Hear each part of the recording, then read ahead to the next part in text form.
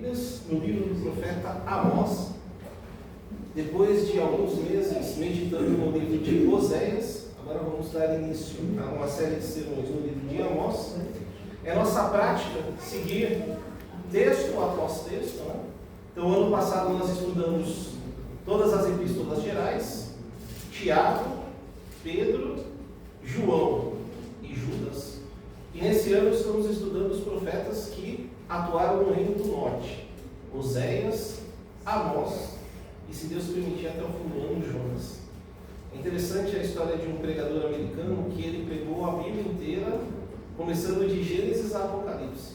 E ele levou 17 anos para pregar toda a Bíblia. Já pensou? Um irmão americano, ele pregou a Bíblia inteira de Gênesis a Apocalipse. Ele levou 17 anos para pregar. 17 anos? 17 anos. Se Deus conceder a nossa oportunidade, também é um desejo nosso pregar toda a palavra de Deus à mesa comunidade. Irmãos, hoje nós leremos apenas os 2 primeiros versículos do livro, ok? Amós 1, versículo 1 e versículo 2. Diz assim a palavra do Senhor: palavras que em visão vieram a Amós, que era entre os pastores de Tecoa, a respeito de Israel, nos dias de Uzias, rei de Judá, e nos dias de Jeroboão, filho de Joás, rei de Israel, 2 anos antes do terremoto. Ele disse: o Senhor rugirá de Sião, e de Jerusalém fará ouvir a sua voz. Os prados dos pastores estarão de luto, e secar-se-á o cimo do Carmelo. Irmãos, temos diante de nós o livro do profeta Amós. É interessante que Amós ele não é citado em nenhum outro livro da Escritura, exceto este livro. Ou seja, o livro que carrega o seu nome. No entanto, como nós vimos ao longo do culto, o evangelista Lucas reconheceu a importância de Amós ao registrar as falas tanto de Estevão quanto de Tiago, que faria referência a este pequeno livro das Sagradas Escrituras. Amós tem sido visto de uma maneira um tanto equivocada modernamente. Afinal de contas, às vezes as pessoas falam assim: Amós, era o profeta boiadeiro, era o pastor, era alguém ignorante que foi usado para pregar a palavra de Deus. Na verdade, nós precisamos fazer aqui uma correção. De fato, Amós era pastor e também colhedor. No entanto, nós temos que ter a dimensão de que ele era um pastor que era responsável por rebanhos, ou seja, ele era alguém imbuído de autoridade. Ele não era simplesmente um boiadeiro que não tinha conhecimento de nada. O livro de Amós vai nos mostrar que ele era alguém que tinha capacidade literária. O livro de Amós ele tem vários estilos literários, o que vai predominar é a poesia, e ele também era uma pessoa que conhecia toda a política, tanto de Israel, quanto dos reinos vizinhos. Portanto, era alguém preparado. E Deus o chama então para o ministério profético e potencializa todo aquele conhecimento que o profeta do Senhor tinha para pregar a palavra de Deus. De fato, irmãos, Deus pode usar qualquer pessoa na sua obra. Para Deus não há limitação. No entanto, o que nós não podemos dizermos é que Deus não prepara aqueles que Ele escolhe. Quando Deus toma alguém para a sua obra, Ele o preparará. E isso traz uma responsabilidade diante daquele que faz a obra de Deus. Por quê?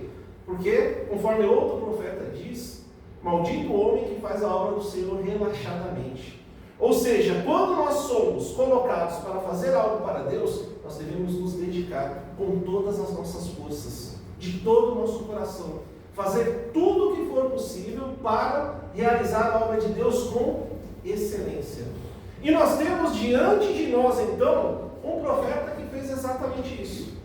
Ele já tinha um determinado conhecimento, tanto da sua prática, do reino de Israel, quanto da política internacional, e Deus o chamou e ele então vai realizar a sua obra no reino do norte. É interessante nós levantarmos alguns dados do contexto que nós temos ao redor dessa palavra. ao redor de Amós. Primeiro de tudo, nós podemos dizer que ele foi contemporâneo de Oséias, Isaías e Jonas. É interessante que nós vimos todo o livro de Oséias. É muito possível que Amós tenha pregado no mesmo período de Oséias. É possível ainda que eles tenham caminhado juntos para fazer a obra. Isso nos dá uma dimensão mais ou menos da época em que isso aconteceu e qual era a situação do reino de Israel.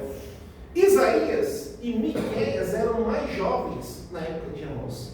E é muito possível que eles tenham ouvido o profeta Amós pregar, tenham sido impactados pela mensagem de Amós, e quando do chamado do Senhor em suas vidas, eles foram influenciados pela palavra do profeta, ao levar a sua mensagem também ao reino de Judá.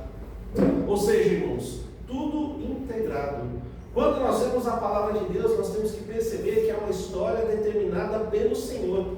E aqueles que aqui estão nada mais são do que atores, desempenhando uma função que Deus determinou para cada um deles. E eles então vão cumprir a sua missão. Amós teve como alvo principal a cidade de Betel. Se os irmãos se recordam, o reino do norte ele vai surgir depois que Roboão ouve os seus amigos, não cumpre a questão de favorecer todo o reino de Israel, e as 10 tribos do norte se separam de Judá e Benjamim e criam o reino de Israel, primeiramente sob o governo de Jeroboão. E Jeroboão era alguém perspicaz e de interesse político. E ele sabia que se as 10 tribos do norte continuassem indo para Jerusalém, elas podiam se rebelar contra o seu governo.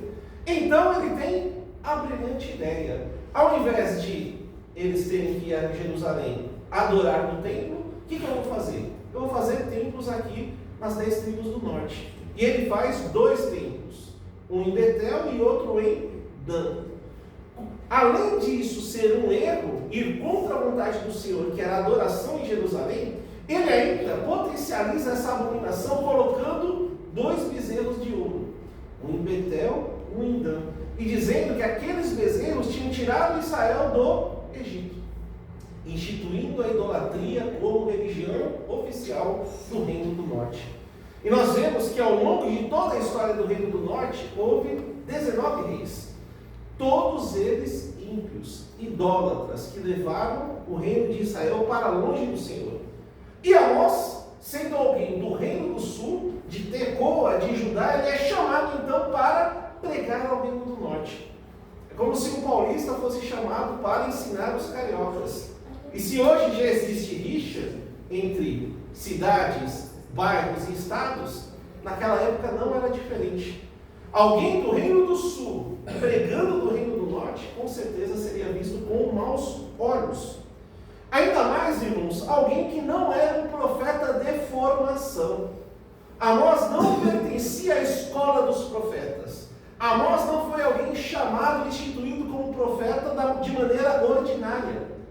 Ele foi chamado de sua profissão de pastor e colhedor, e foi determinado por Deus, então, que ele agisse como um legítimo profeta. Nós temos, então, alguém do Reino do Sul que não pertencia à escola dos profetas. Como aquela geração ouviria a mensagem de Amós? Como aquela geração se colocaria diante de Amós e ouviria as suas palavras?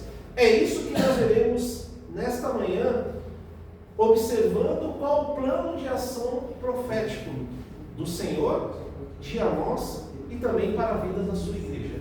O plano de ação profético.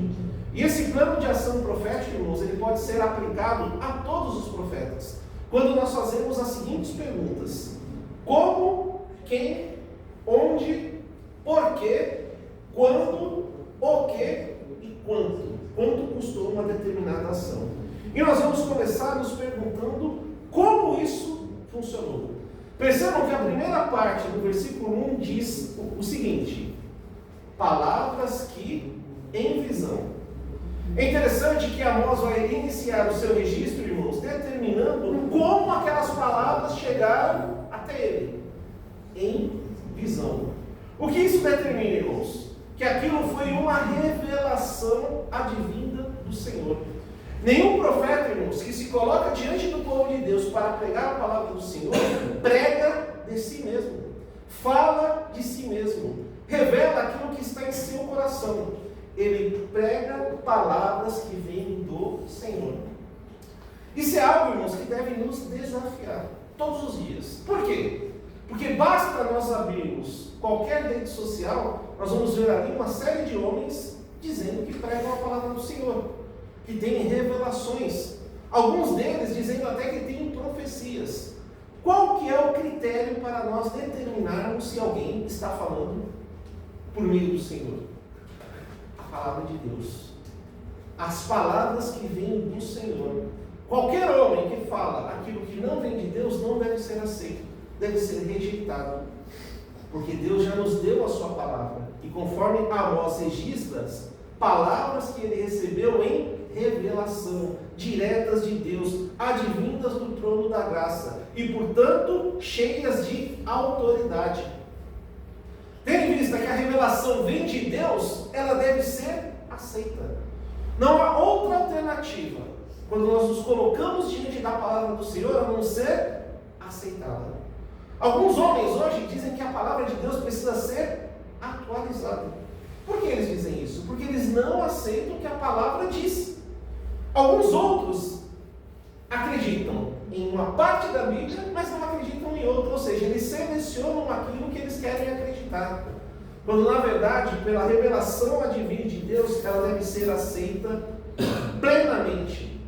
Não podemos recusar nada daquilo que vem na palavra do Senhor, porque se aqui está registrado, é importante para a nossa salvação, é importante para a nossa peregrinação e para a viagem que estamos fazendo rumo ao reino do Senhor. De fato, a primeira pergunta é respondida então como? Palavras que em visão vieram diretamente do trono de Deus. A segunda questão é quem? Quem está falando nesta profecia? E a palavra de Deus vai dizer logo em seguida que essas palavras que em visão vieram a Amós. Irmãos, Deus, Ele tem todo o poder, Ele é o rei do universo, Ele domina sobre todas as coisas. Se Ele quisesse, Ele poderia colocar um outdoor no céu com a sua palavra e colocar a palavra para todo mundo. Ele não precisa de ninguém. Só que Deus, Ele escolheu agir na realidade por meio das pessoas, por meio dos seus servos, por meio daqueles que o temem. Especificamente aqui, Deus chama Amós. Mas no momento em que nós nos convertemos, Deus também nos chama a uma obra. A uma obra de vida, testemunho e pregação da pessoa de Cristo Jesus a este mundo perdido. Amós soubera muito bem qual era o seu chamado. Ele, que era pastor e colhedor, sabia que cumprir a vontade de Deus era a coisa mais importante da vida. Não há outro objetivo em nossas vidas, irmãos, que seja tão digno do que cumprir a vontade de Deus. Porque, de fato, quando nós estivermos diante dele naquele dia, o que contará para nós será ser reconhecidos como verdadeiros servos do Senhor. Não podemos nos isentar desta responsabilidade. Amós era alguém que sabia a responsabilidade que tinha diante dos seus ombros, ao ser chamado por Deus e pregar a palavra do Senhor. Diante do chamado do Senhor, ele então se coloca como servo de Deus, nas mãos do Senhor, pronto para levar a sua mensagem. Embora o canal humano esteja envolvido aqui, era Deus que falava através de Amós. Da mesma maneira, irmãos, todos os domingos, quando nós nos colocamos diante de um púlpito onde alguém prega um sermão, não é o homem que está falando, é Deus quem fala por meio da sua palavra. É Deus quem nos orienta e é Deus quem nos diz o que fazer. É por isso que nós não devemos obediência a homem algum sobre a face da terra. Nós devemos obediência ao Senhor Jesus Cristo por meio da palavra. Quem, então? Amós. Ele é o porta-voz da palavra do Senhor neste livro. Onde Amós estava? A palavra de Deus diz que era entre os pastores de Tecoa. Como eu disse, a palavra pastor tem a ver com alguém que tinha rebanhos sob o seu comando. Então nós podemos dizer até mesmo que Amós era uma espécie de gerente. Ele gerenciava rebanhos de ovelhas. E como um gerente, ele sabia muito bem como deveria também reger pessoas. Afinal de contas, muitas vezes nós nos comportamos como ovelhas. Nós queremos fugir do aprisco, nós não obedecemos ao nosso pastor, nós não buscamos pastagens verdes e nós precisamos de alguém para pastorear a nossa vida. Amós, nesse sentido, se mostra como alguém ideal para levar a mensagem do Senhor ao reino do norte. Afinal de contas, elas eram como ovelhas desgarradas, que precisavam ser pastoreadas. A palavra diz que ele era de Tecoa. Tecoa era uma cidade no Reino do Sul que era também reconhecida por ter grandes rebanhos. Por ser de Tecoa e do Reino do Sul, Amós poderia ter recebido o chamado do Senhor e ter feito como Jonas, né? Que se Deus quiser nós veremos lá no fim do ano. Ele podia ter dito, não Senhor, eu não vou ao Reino do Norte, eles não vão me aceitar. Eu sou alguém do Reino do Sul, eles vão me apedrejar. Só que na profecia de Amós, nós não vemos qualquer relutância do profeta em obedecer ao chamado do Senhor. Assim também, irmãos, é muitas vezes em nossas vidas. Nós ouvimos a palavra, nós sabemos o que temos que mudar e nós sabemos o que devemos fazer. E muitas vezes o que nós fazemos? Relutamos, desobedecemos e caminhamos para longe. E logo em seguida nós colhemos o fruto do nosso erro. E nós pensamos por nós mesmos, não seria melhor ter feito aquilo que Deus mandou desde o início? Quando nós ouvimos a palavra do Senhor, irmãos, não podemos dizer não podemos fugir, porque de fato o Senhor nos chama com uma vontade perfeita. O apóstolo Paulo diz que todas as coisas cooperam para o bem daqueles que amam a Deus. Por isso nós devemos reconhecer que tudo aquilo que Deus determina para nós coopera para o nosso bem. Amós sabia disso, e ele então obedece ao chamado do Senhor. É interessante que, mesmo ele sendo do Reino do Sul, ele tinha consciência de que sua mensagem era para todo o Israel. Afinal de contas, todo o Israel tinha feito uma aliança com Deus e era então passível de ser castigado pela quebra dessa aliança. 3 perguntas, irmãos. Como? Palavras que em visão, uma revelação de Deus. Quem? Amós, vieram a Amós. E onde? Que era entre os pastores de Tecoa, no Reino do Sul. Há ainda uma 4ª pergunta, que é: por quê? E isso nós podemos ver na expressão a respeito de Israel. Interessante, irmãos, que quando um profeta era chamado, ele jamais era chamado para dar uma profecia particular.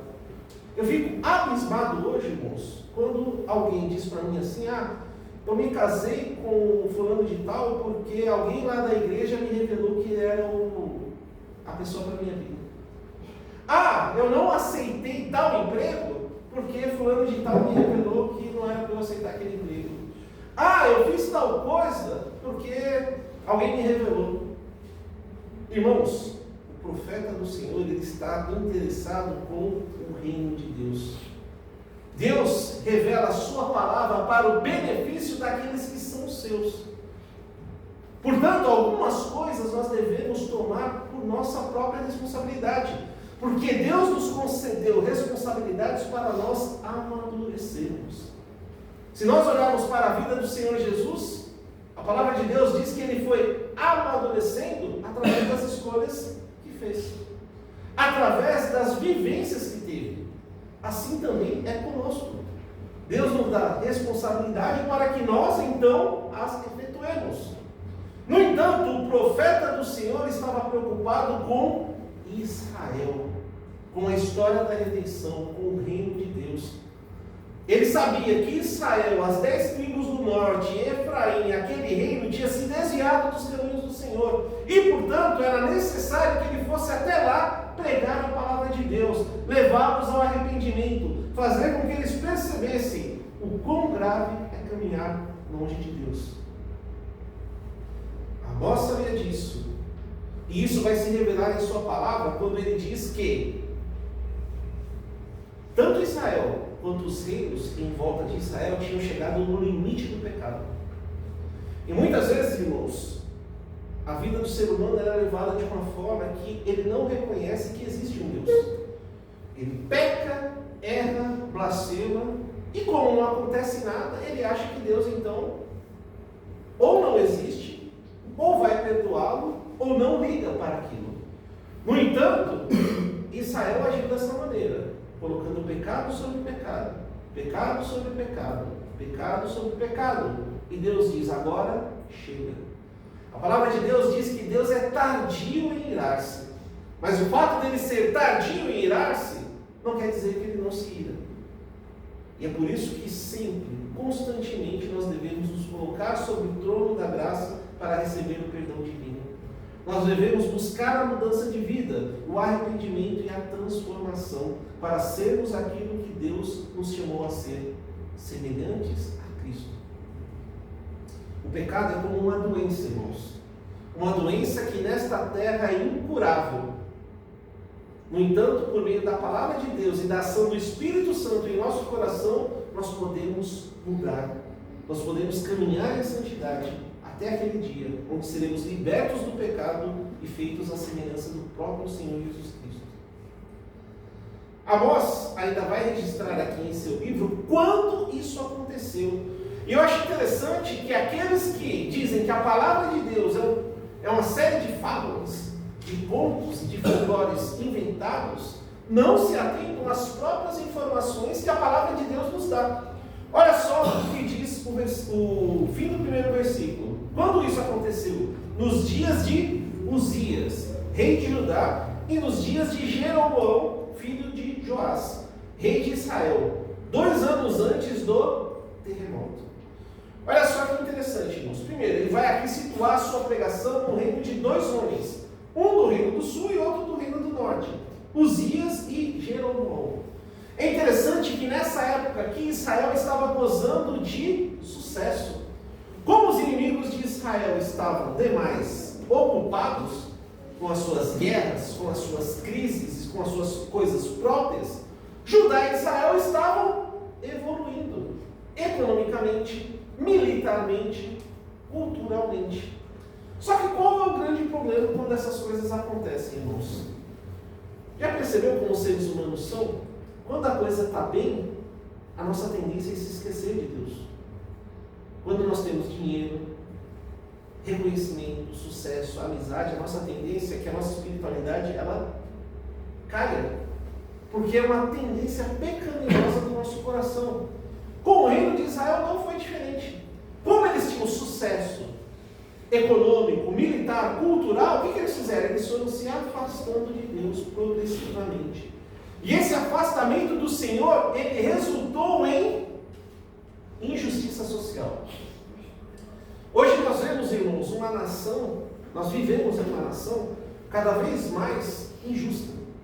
Nós vemos pessoas extremamente ricas e nós vemos os pobres cada vez mais pobres. Nós vemos pessoas que enriquecem com a pobreza alheia. O que são esses influenciadores que trabalham com as bets, senão exploradores gananciosos do dinheiro dos pobres? Eles enriquecem enquanto os outros empobrecem. Isso é maligno. Amós foi levantado para pregar contra isso. Nós vivemos em uma nação cada vez mais afastada dos caminhos do Senhor, assim como era a nação de Israel e também de Judá naquela época. O chamado de Amós ainda é válido hoje. A injustiça social é um câncer que precisa ser combatido através da palavra de Deus. Amós ainda vai dizer que isso aqui foi registrado 2 anos antes do terremoto. Ora, mas que terremoto foi esse? Primeiro de tudo, a região de Israel é muito comum, ela é passível de sofrer terremotos. No entanto, esse terremoto aqui que Amós vai registrar, ele foi tão grave e tão determinante na história de Israel, que 270 anos depois, Zacarias, ao escrever o seu livro, ele vai fazer referência ao mesmo terremoto. Tão grande foi a violência daquele terremoto. É interessante que, embora aqui não haja uma data, os profetas do Senhor registraram que 2 anos depois desse terremoto houve um eclipse. E os irmãos sabem muito bem que os eclipses eles podem ser datados.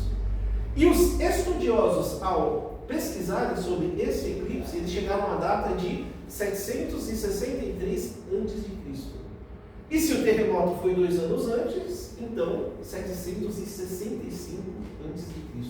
foi quando essa palavra foi registrada na Escritura para nós. Percebam, irmãos, que nós estamos falando de 2.700 anos antes de nós. E hoje nós estamos lendo Amós. Percebem, irmãos, como Deus cuida de todas as coisas? 2.700 anos atrás, Deus registrou uma palavra para a nossa orientação hoje. Deus é o Senhor da história. E quando nós olhamos para a história, nós devemos perceber como Ele agiu no passado e como Ele age em nossas vidas. Deus, Ele cuida de todas as coisas. Temos também, irmãos, que perceber que os tempos de bonança, eles são perigosos. Na verdade, é quando as coisas vão bem que nós devemos nos apegar a Deus, que nós devemos nos agarrar ao Senhor e nós devemos crescer em graça e conhecimento. Porque quando vir a tempestade, nós teremos força para passar por ela. Apenas aquele que está alicerçado em Cristo tem força para enfrentar todas as coisas desta vida, irmãos. Eu já tive a oportunidade de ver servos de Deus nas mais diversas situações desesperadoras: desemprego, doença, abandono. E mesmo assim, irmãos, também tive a oportunidade de ver servos do Senhor nessa situação louvando a Deus, firmes nos caminhos de Deus, crendo que Deus tem o melhor para a sua vida. Por quê? Porque eles sabiam em quem criam. Precisamos nos fortificar, nos solidificar na nossa rocha, que é Cristo Jesus. Porque quando vierem os tempos de dificuldade, nós os enfrentaremos tranquilamente diante de Deus. O segundo versículo, irmãos, vai nos dizer 2 informações de suma importância. Primeiro, o que Amós pregava. E segundo, quanto aquilo custaria para os seus ouvintes. Vejam só, na primeira parte do segundo versículo diz o seguinte: ele disse, quem? Amós: o Senhor rugirá de Sião e de Jerusalém fará ouvir a sua voz. É interessante aqui que nós temos a imagem do pastor que foi chamado para ser profeta, lembrando de quando ele cuidava de suas ovelhas e ouvia o rugido de um leão. Alguém já ouviu o rugido de um leão, irmãos? Eu nunca ouvi, mas eu acho que se eu ouvisse eu sairia correndo. O leão, historicamente, ele é tido como o rei da floresta. Por que ele é tido como o rei da floresta? Porque ele é alguém imponente. Já reparou como um leão anda com o peito estufado? Ele é alguém que se comporta como um rei. E mais do que isso, o seu rugido afugenta todos aqueles que ouvem. Amós diz que o rugido de Deus será como o rugido de um leão. Agora, irmãos, se eu e você fugiríamos do rugido de um leão, o que nós não faríamos se nós ouvíssemos o rugido de Deus? Irmãos, devemos sempre reconhecer que nós andamos e caminhamos diante do Senhor. A nossa vida é como que vivida com um amigo ao nosso lado. Deus, Ele vê todas as coisas que nós fazemos. E por isso nós não podemos ser negligentes com aquilo que nós fazemos. Devemos ser, portanto, bons familiares, ou seja, amar aqueles que pertencem ao nosso círculo familiar. Devemos ser bons vizinhos, devemos ser bons alunos, bons empregados, bons professores, bons profissionais. Devemos fazer tudo como se Deus estivesse ao nosso lado, porque Ele de fato está. Devemos andar como de fato, se um leão estivesse conosco. E o leão pode ser manso, mas ai se ele rugir. Para aqueles irmãos que já assistiram as Crônicas de Nárnia, lembram lá do Aslan? Aslan é uma referência ao próprio Senhor Jesus Cristo.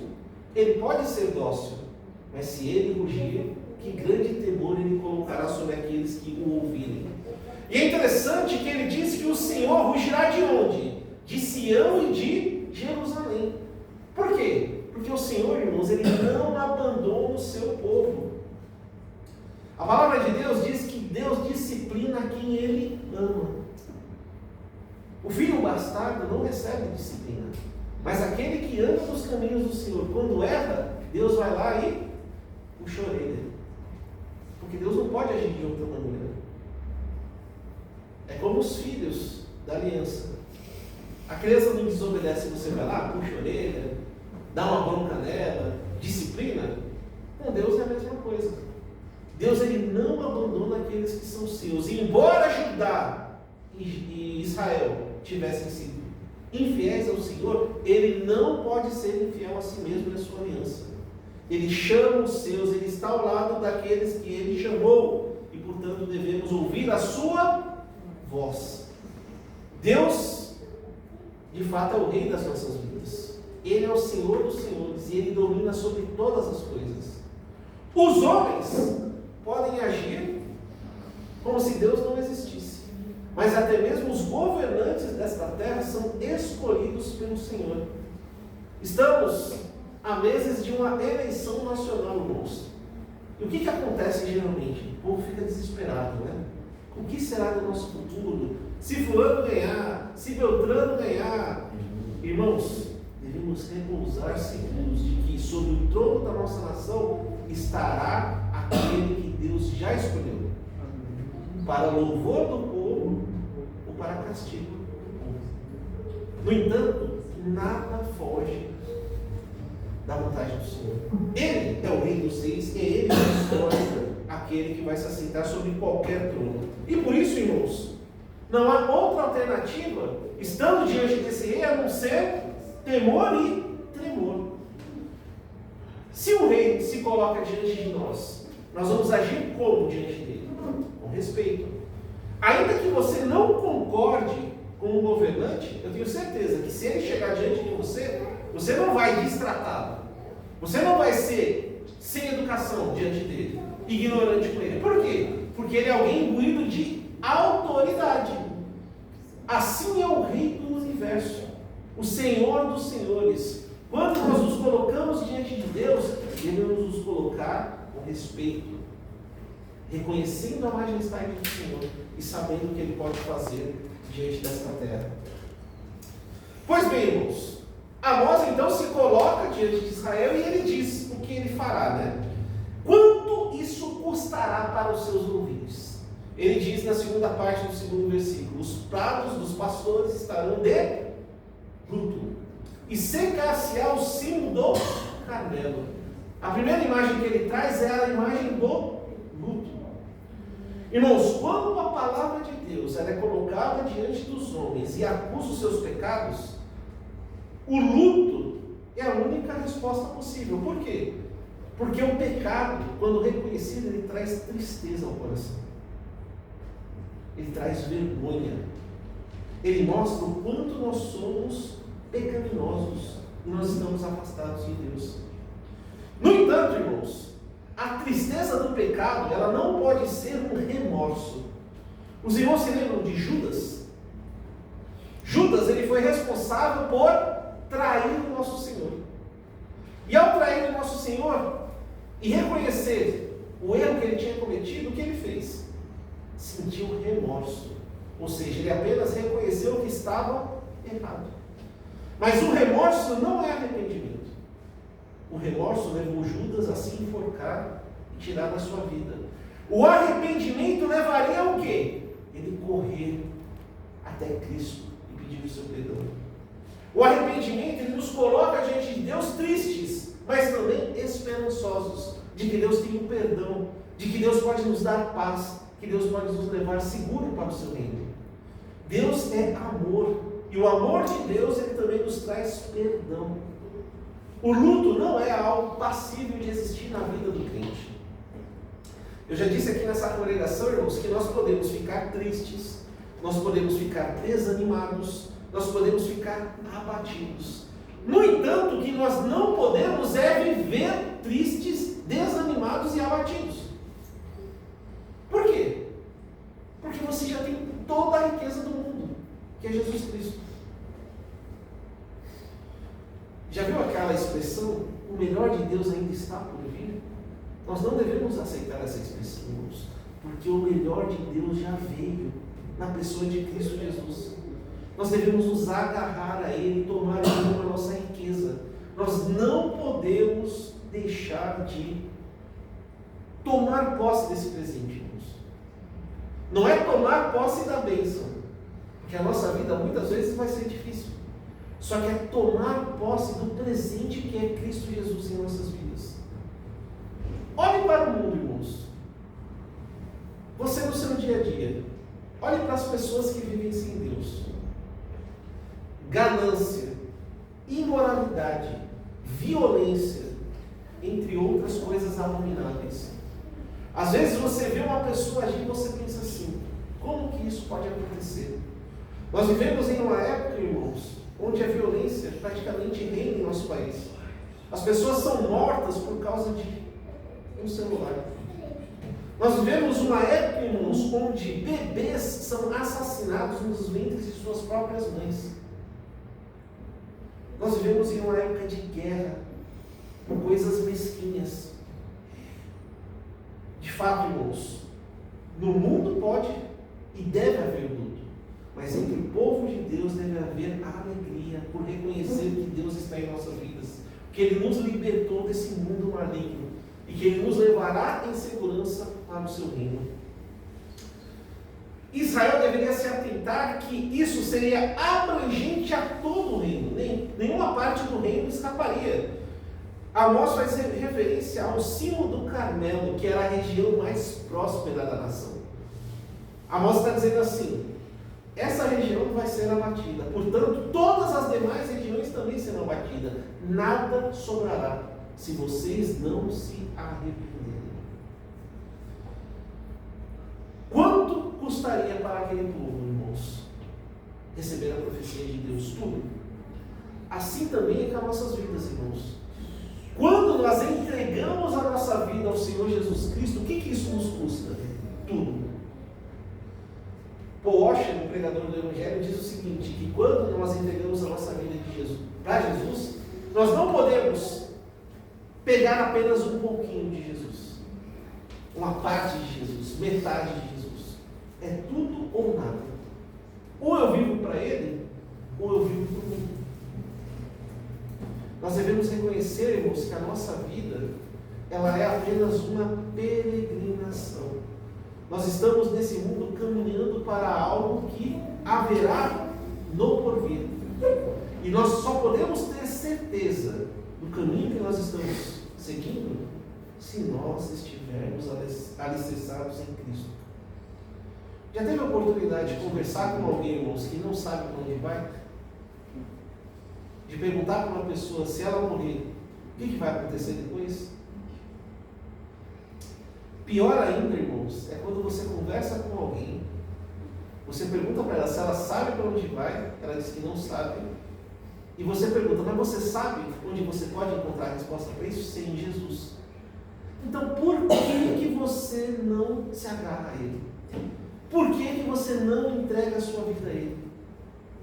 Ah, porque eu vou ter que mudar. Ah, porque eu vou ter que isso. Ah, porque eu vou ter que aquilo.